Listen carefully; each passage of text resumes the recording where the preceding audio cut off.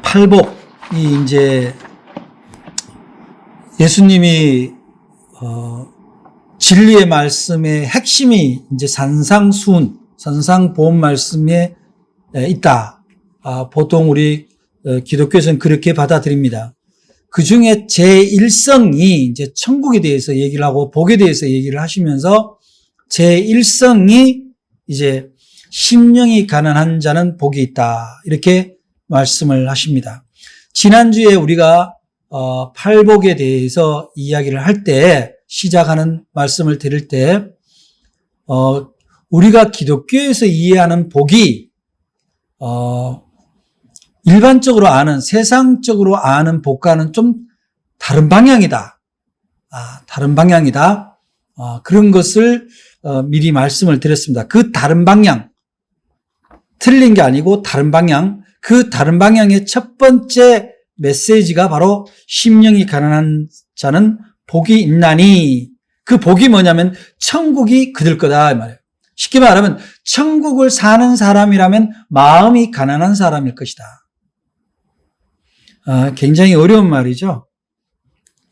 간단하게 제가 가난한 사람의 정의를 내려드립니다.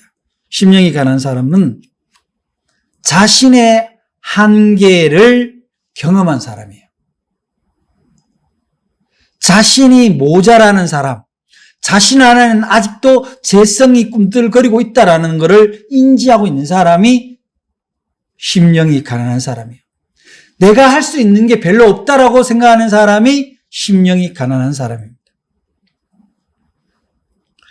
즉, 바닥을 경험한 사람. 가장 밑바닥을 경험한 사람이 가장 가난한 사람이죠.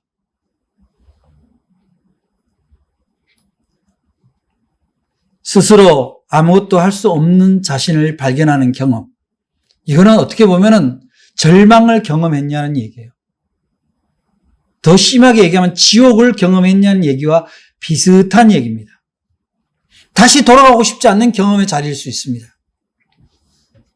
그 사람이 가난한 사람이죠. 그런데 우리는 되게 가난 그러면은 물질이 있냐 없냐, 뭘 얼마나 소유했냐, 덜 소유했냐 많이 소유했냐, 그런 것을 가시적으로 보이는 것으로 부와 가난을 우리가 구별합니다.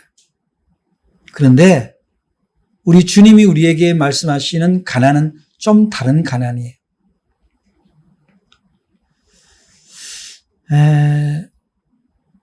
우리가 심령이 가난하다라는 것은 한마디로 말해서 내 스스로 할 수 있는 게 별로 없다라고, 모든 것이 하나님의 섭리와 하나님의 인도와 은혜로만 가능하다라고 생각하는 사람이 가장 쉬운 심령의 가난함을 지닌 사람이에요.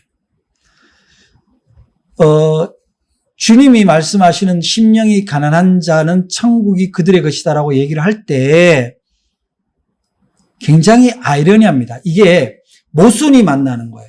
어떻게 가난한데 천국이냐? 즉, 가난한 심령을 지닌 사람, 가난한 마음을 많이 지닌 사람이 하늘의 삶을 살 수 있다라는 걸 얘기해요. 어디서? 이 땅에서는 그렇다는 거예요.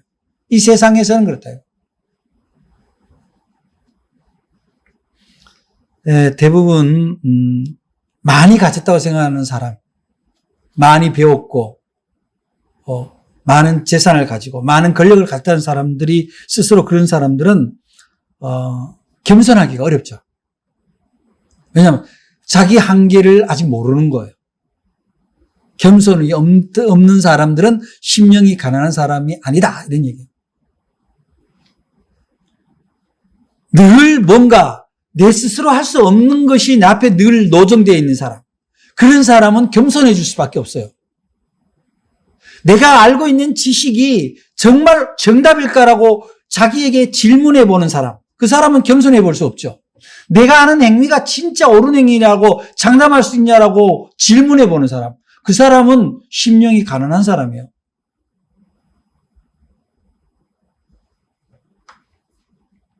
그래서 우리가 심령이 가난해진다는 말은 다른 말로 얘기하면 내 안에 비어져 있는 상태가 있냐가, 내가 소유한 것이 내 것이라고 주장하는 것이 있냐 없냐라는 걸로 보는 거예요.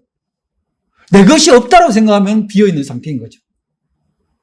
은행에 다니는 은행 지점장이 그 지점에 금고에 있는 돈이 다 자기 돈인가요? 그렇지 않잖아요. 그죠? 그렇게 돈이 수십억 수백억이 있어도 그건 자기 돈은 아닌 거잖아요. 인생을 살면서 내 것이 순수하게 내 것이라고 할 수 있는 게 얼마나 있어요. 또 내 생각이 무조건 옳다라고 주장할 수 있는 것이 몇 가지나 될까요? 대부분 상대적입니다. 나는 옳지만 상대방이 볼 때는 아닐 수도 있는 것들이 대다수죠. 그래서 심령이 가난하지 않는 사람들의 특징은 뭐냐면은 자신의 생각, 자신의 소유 때문에 다른 사람의 그걸로 꽉 차 있기 때문에 다른 사람의 소리가 들리지를 않아요. 다른 사람의 모습이 보이지 않습니다. 늘 자기 것으로만 꽉 차 있죠. 자기 생각으로만, 자기 소유로만.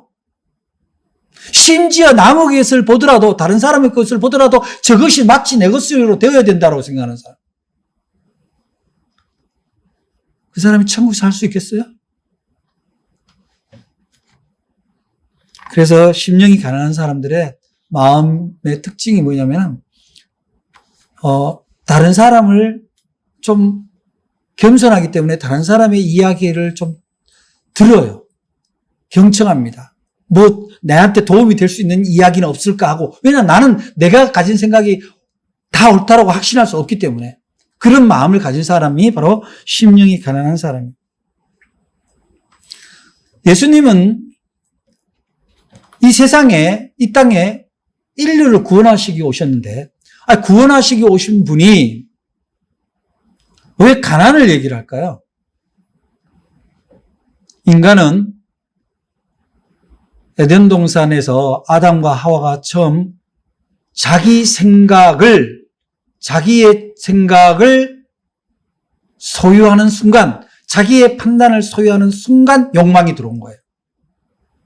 그 욕망의 유전자에게 인간이 퍼지면서 인간은 가난해지기보다는 자기에게 채우는 것으로 모든 가치가 변화되었습니다.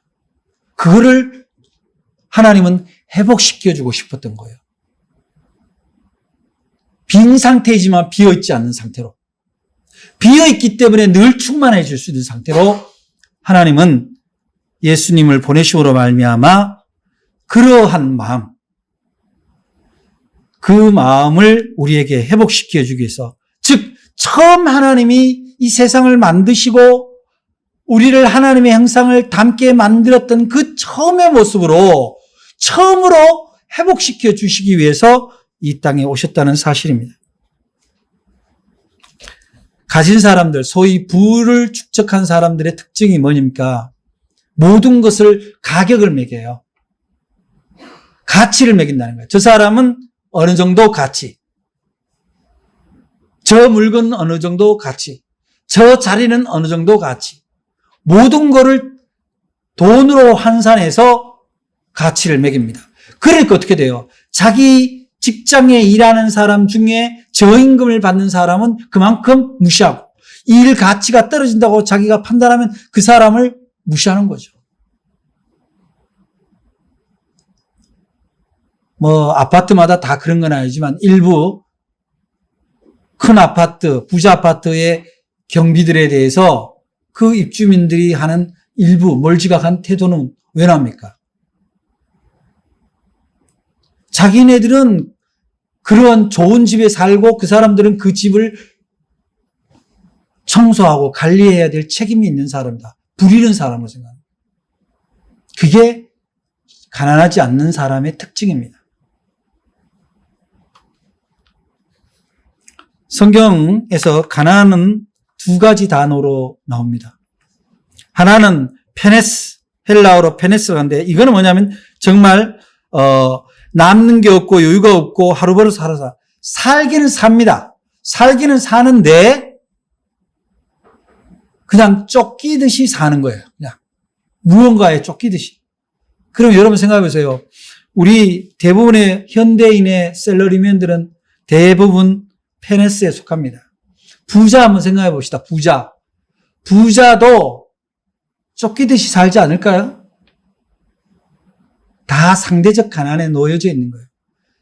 근데 예수님이 오늘 말씀하시는 심령이 가난한 자 할 때 이 가난한 자라는 뜻은 푸토코스라고 하는데, 푸토코스는 어떤 의미냐면은 누군가가 도와주지 않으면은 당장 죽을 수밖에 없는 가난이에요. 절대 가난이죠. 절대 빈곤. 말하자면 이런 거예요. 심정지 상태하고 비슷한 겁니다. 누군가가 CPR, 소생을 시켜주지 않으면 살 수 없는 상태.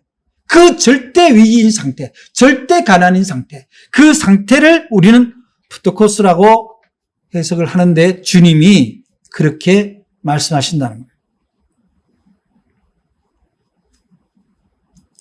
조금 덜 먹어서 배고픈 상태, 조금 덜 가져서 약간 아쉬운 상태, 조금 덜 누려서 상대적으로 박탈감을 느끼는 그런 가난 말고 지금 당장 누군가가 나를 건져주지 않으면, 나를 붙들어주지 않으면 나는 그 자리에 주저앉아서 죽어버릴 수 없는 비천한 상태, 버려진 상태, 거의 저주에 가까운 상태가 주님이 얘기하는 심령이 가난한 상태입니다.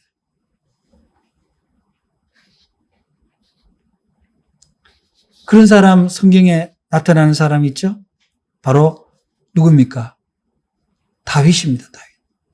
다윗은 실제적으로 가난한 사람이 아니잖아요. 임금이 없고 뭘 누리고 있었던 사람이고.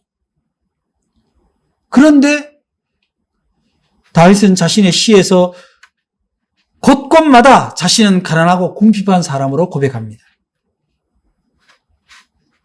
세상으로 볼 때 가질 수 있는 걸 다 가진 사람처럼 보였지만 그는 스스로 가난한 자임을 고백해서 하나님 앞에 늘 자신의 가난을 고백합니다. 그것은 어떤 의미입니까? 아무리 명예가 있고 권력이 있고 물질이 있다 할지라도 하나님이 도우시지 않는 상태에 놓여진 것은 곧 죽음 직전이라는 그 고백인 거예요. 그것이 심령이 가난한 상태입니다. 오늘날 우리들이 살아가는 이 세상을 보면은 겸손하고 가난한 사람, 심령이 가난한 사람을 만나기보다는 대부분의 사람들이 자기 주장이 강하고 자기 주변의 이익에 대해서 굉장히 강한 집착을 가진 것이 대부분의 모습입니다. 교회를 다니는 사람들도 예외가 아닙니다. 나는 예수님 한 분이면 돼. 바꿔서 얘기하면 예수님이 계시지 않는 상태라는 것은 난 죽음의 상태야. 나는 가난의 극한 가난. 아까 말씀드린 대로 푸토코스. 누군가가 지금 나를 잡아주지 않으면 나는 나락으로 떨어져 가는 상태. 그 상태의 마음보다는 대부분 자기가 의지하고 있는 게 또 하나쯤 있어요. 하나님 외에 또 있다는 거예요. 그게 물질인지 권력인지 명예인지는 알 수 없지만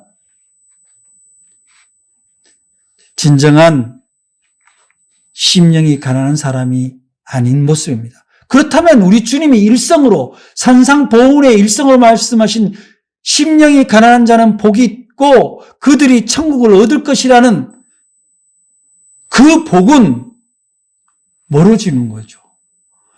우리가 신앙을 갖는 궁극적인 목적이 하늘나라를 사는 건데, 하늘의 복을 누리는 건데, 그것과 멀어지는 삶을 살면서 우리가 신앙을 갖고 있다?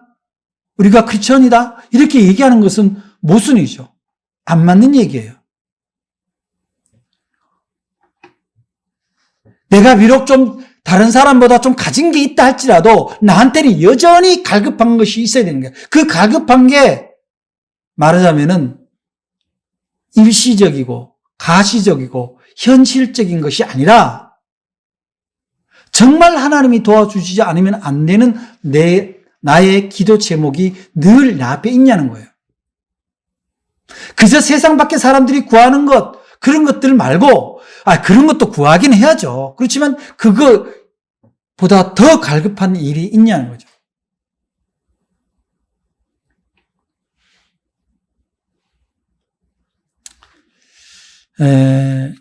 아무리 돈이 있어도 하나님이 없으면은 배가 고프고,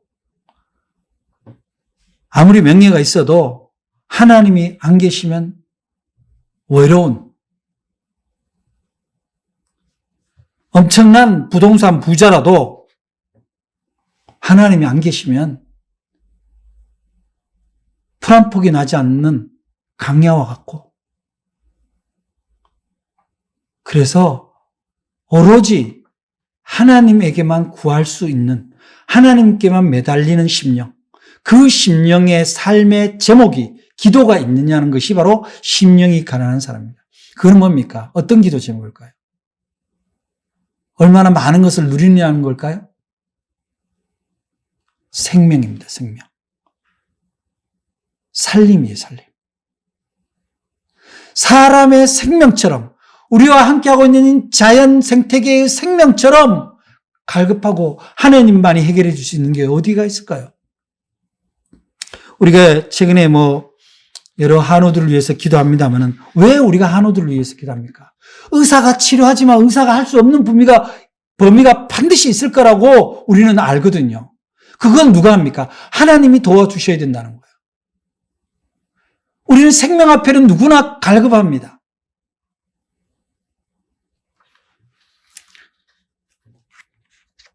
살아있으나 죽은 것 같이 살아가는 인생들이 얼마나 많습니까? 우리 주변에.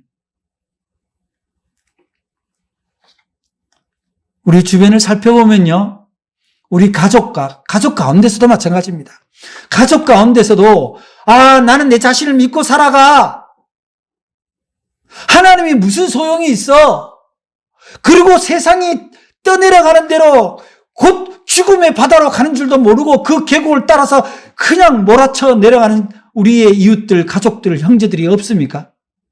그 삶의 방식이 반드시 죽음으로 가는 방식임에도 불구하고 그들이 그렇게 살아가는데도 우리는 모른 체 하고 살아가야 되는 거냐고요. 정말 그들을 위해서 기도하지 않아도 되는 거냐고요. 내 자신이 새끼 밤 해결되고 그냥 남보기에 부끄러우지 않을 정도의 복장만 갖추면 내 인생은 행복한 겁니까? 우리의 기독교 신앙이 거기에 머물러 있습니까?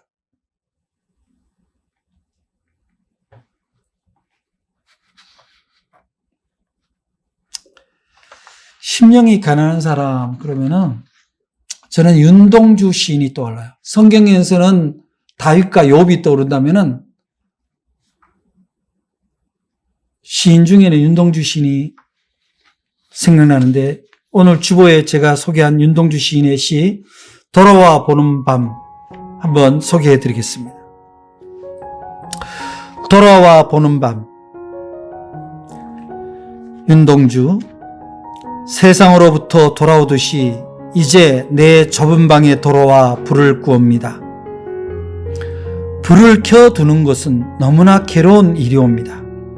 그것은 낮의 연장이었기에 이제 창을 열어 공기를 바꾸어 드려야 할 텐데 밖을 가만히 내다보아야 방 안과 같이 어두워 꼭 세상 같은데 비를 맞고 오던 길이 그대로 비 속에 젖어 있사옵니다.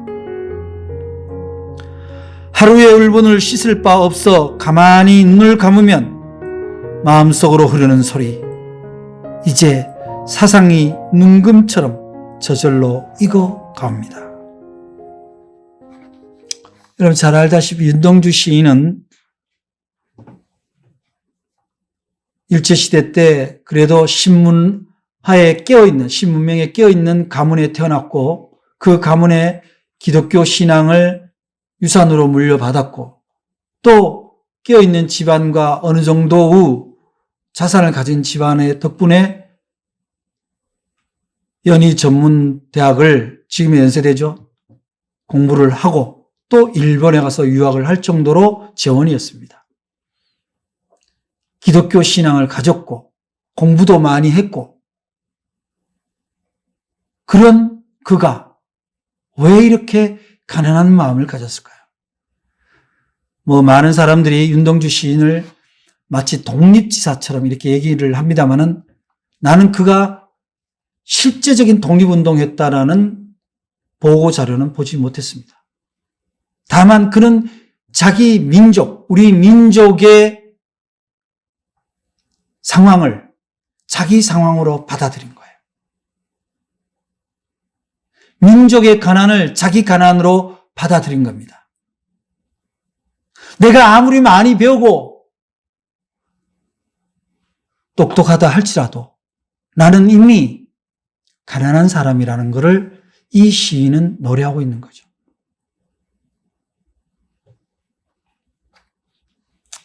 이 시가 1941년에 쓰여졌습니다. 태평양 전쟁이 본격적으로 시작됐던 그런 때입니다.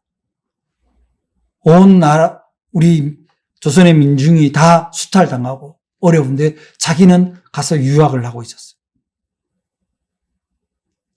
그 마음이 얼마나 괴로웠겠어요. 자기 나라를 생각하면, 동족을 생각하면 가슴이 찢어집니다. 그리고 자기의 신앙을 돌이켜보면 자기가 할 수 있는 게 아무것도 없다라는 것을, 그래서 너무나 괴로워하는 것을 윤동주 시에서 우리는 얼마든지 발견할 수 있습니다. 윤동주는 그의 시에서 하나님을 맹목적으로 영혼 없는 찬양을 하지 않습니다. 끊임없이 자신의 괴로움을, 자신의 연약함을, 자신의 가난한 심령을 고백하고 있습니다.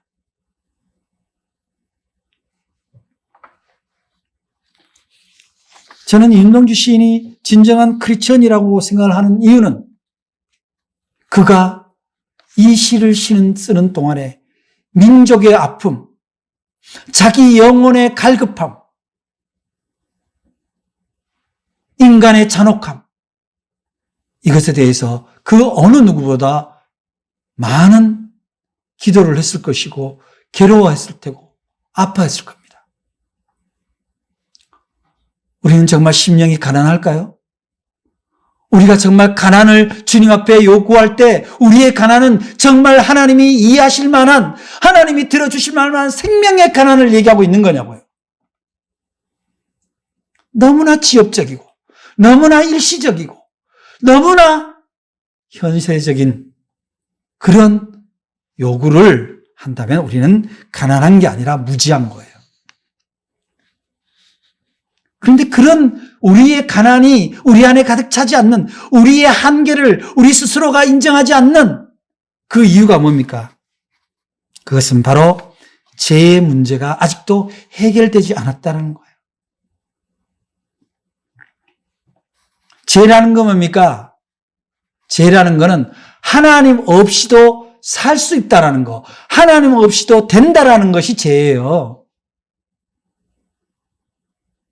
주일날 코로나19로 교회를 나오지 못합니다. 이해합니다. 그럴 수 있죠. 그렇게 해야 될 수도 있습니다. 그러나 주일날 예배를 빠지는 거는 하나님 앞에 예배 드리지 않아도 살 수 있다는 죄가 침범하는 거예요.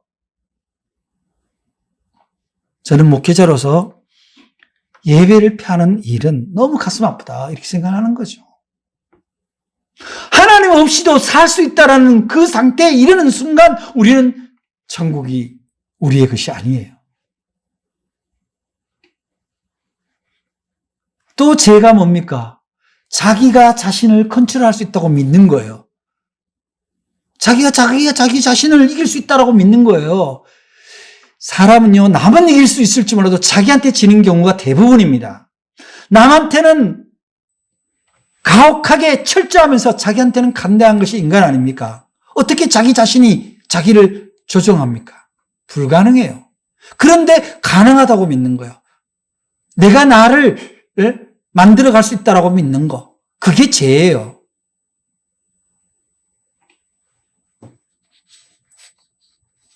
마음에 죄가 있는 사람은요, 가난한 사람이에요. 가난이 느껴지는 사람이 마음에 죄가 있는, 죄를 보는 줄 아는 사람이에요. 나쁜 생각을 할 때가 있습니다. 나쁜 생각이 들어올 때 있어요. 그럴 때 내 생각을 전적으로 의존하지 않는, 내 생각이 최고가 아니라는 그런 가난한 마음을 가진 사람은요, 그 생각을 인정하고 딛고 행동을 실천할 수가 없죠. 내 생각이 최상이 아니라면 누구한테 물어봐야 되겠어요? 주님한테 물어봐야 되는 거죠. 자기 판단을 더 소중히 여기는 사람, 하나님 없이도 살아낼 수 있다고 믿는 것이 죄의 출발입니다. 이것이 해결되지 않는 사람, 그 안에는 심령이 가난해질 수가 없어요. 하나님께 요구할 게 없잖아요.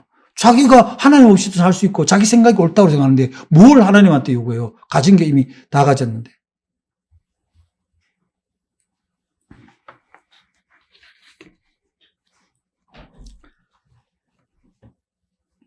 그 다음에 해결해야 되는 문제가 분노의 문제입니다. 사람들이 자기 생각이 강하면 어떻게 돼요? 내 생각이 맞지 않는 상대에 대해서 꼭 저항심이 생겨요. 기분 나빠합니다.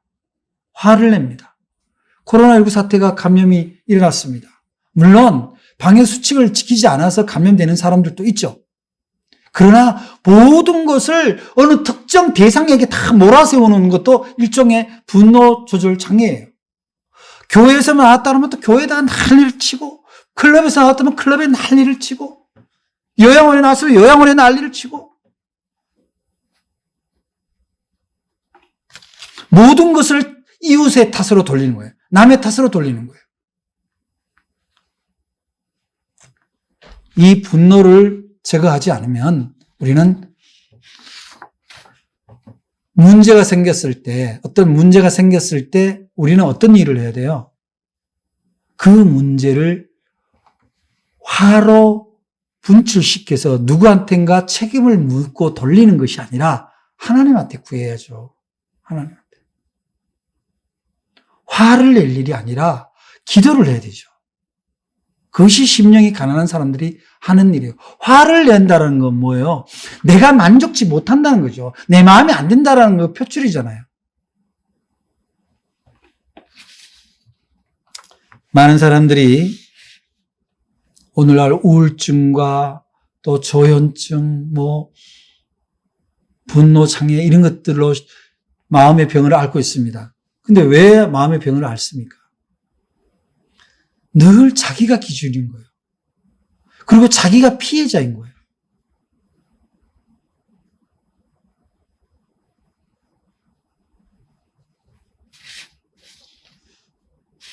자기 만족에 차지 않을 때 늘 화가 생깁니다. 그런 사람은 심령이 가난한 사람이라고 할 수 없는 거죠. 우리가 자기 안에 있는 이 죄의 문제, 즉 하나님 없이도 살 수 있다라는 마음, 예배를 드리지 않고도 괜찮다라는 마음, 그리고 누군가에게 책임을 돌리는, 누군가에게 화를 낼 대상을 찾아내는 그런 상태에 있는 사람은 심령이 가난한 사람이 아닙니다. 이미 들어있잖아요. 자기 생각이 들어있고, 자기 욕심이 들어있고, 자기 기준이 들어있고, 자기 힘이 들어있기 때문에 가난한 상태가 아닌 거죠. 그래서 우리는 기도를 할 때 회개 기도를 합니다. 회개 기도는 뭐냐면 심령이 가난한 것을 회복하는 거예요. 내가 알고도 지은 죄, 모르고도 지은 죄를 찾아가는 여정이에요. 회개가 무뎌진 상태는 기도의 동력이 떨어진 상태입니다. 우리가 살아가면서 계속 어떻게 달라고만 기도를 합니까? 나의 모순된 점, 나의 잘못된 점, 나도 모르게 저지른 실수, 사람에게 상처를 준 일, 이런 것들을 내가 기도 가운데서 되뇌어지지 않는다면 나는 무감각해진 상태예요. 이미 가난해지지 않는 상태예요. 가져 있는 상태. 제가 젊은 평신도 시절에 출판사 하다 어려움에서 엄청난 빚을 지고 하나님이 그 빚을 해결해 주셔서 내가 서원을 하고 하나님의 종이 되겠다. 그렇게 해서 목회자가 되었습니다. 그리고 작은 교회 개척을 하고 지금도 여전히 작은 교회입니다만은 어느 때가 되면은 그때 내가 하나님 앞에 서원하고 하나님 앞에 통회하고 울부짖고 성령에 충만했던 그때 그러한 만큼의 내가 통렬한 회개가 지금도 있는가 생각하면 때로는 정말 반성이 되고 다시 회개하게 됩니다. 그 순수했던 회개, 완전히 하나님 앞에 다 마음을 비워냈던 마음. 목회도 10년 남짓 담임 목회하다 보니까 일정 부분 타성해졌고, 교회는 안 오면 할 수 없지. 전도가 안 되는데 어떡해? 그렇게 하면서 가난을 잃어버린 건 아닌가? 그런 회개를 하게 됩니다. 제가 약을 잘못 먹어서 치사량의 약을 먹은 적이 있는데 제가 일부러 먹은 건 아니고 어떤 근육을 푸는 약을 먹다 잘못된 처방으로 해서 근데 그런 사망 수치에 이르는 그런 중독이었는데 그때 제가 마지막으로 기도할 때도 하나님 저를 살리시면 하나님 일에 저를 온전히 내려놓겠다. 나머지 인생은 하나님 거라고 그렇게 기도했지만 어느 땐가 슬그머니 하나님의 것이기도 하고 내 인생이 내 것이기도 하고 그런 것이 찾아왔습니다. 이번에 이렇게 팔복에 대해서 특히 심령이 가난한 자는 복이 있다라는 이 말씀을 준비를 하면서 저는 제 자신을 많이 회개했습니다. 다시 그때의 마음으로 돌아가야겠구나. 그런 생각을 하게 되는 거죠. 많은 크리스천들이 세상에 다른 종교를 가진 사람들이 기도하는 제목과 비슷한 제목들로 기도합니다. 그 갈급하다라고 기도하는 것들이 보면 대부분의 육적인 것들, 물질적인 것들, 가시적인 것들, 일시적인 것들에 보통 천착되어 있어요.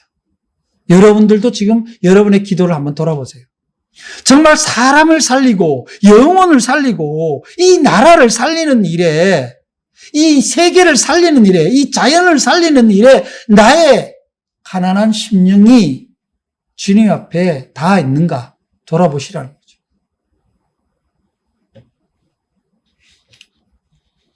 가시하기 위해서 보여주기 위한 욕구, 보여주기 위한 복들, 그런 것들은 진정한 복이 될 수 없다는 겁니다. 우리 주님이 산상수훈의 일성으로 심령이 가난한 자가 복이 있다라고 하셨을 때 이 심령이 가난한 사람들은 바로 자신과 이웃들의 영혼에 대해서 갈급한 사람들입니다. 그들의 삶에 대해서 갈급한 사람들입니다. 그 생명에 대해서 갈급한 마음을 가진 사람들이에요. 절실함이 있는 사람들입니다. 내가 예수 그리스도로 말미암아 이 갈급한 기도로 오늘도 우리의 주님이 내일도 우리의 주님이 나의 삶을 인도하시고 내가 필요한 만큼을 적절히 제공해 주시는 하나님의 은혜 가운데서 내가 이만큼 살아가고 있다는 것을 다른 사람한테도 알려주고 싶어하는 마음, 나누고 싶어하는 마음이 있는 사람이 심령이 가난한 사람이죠. 정말 내가 더 기도하지 않으면, 내가 도와주지 않으면 죽을 것 같은 사람의 기도 제목이 늘 나한테 들어있는 사람, 그 사람이 가난한 사람이에요. 우리 집 평수가 얼마나 좋아질 건지, 내 자식이 얼마나 좋은 직장에 갈 건지, 물론 기도를 할 필요는 있습니다. 그러나 그거보다 더 갈급한 것은 바로 사람에 대한 문제입니다. 영혼에 대한 문제입니다. 하나님 나라를 내가 이루고 살고 있느냐의 문제입니다.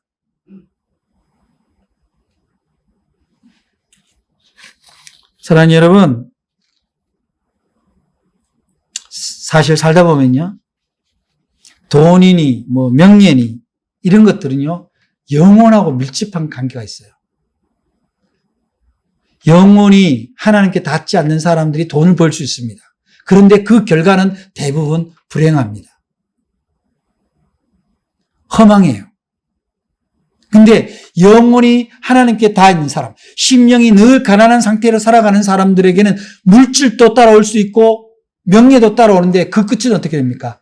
모두에게 기쁨이고 나눔이고 평강이에요.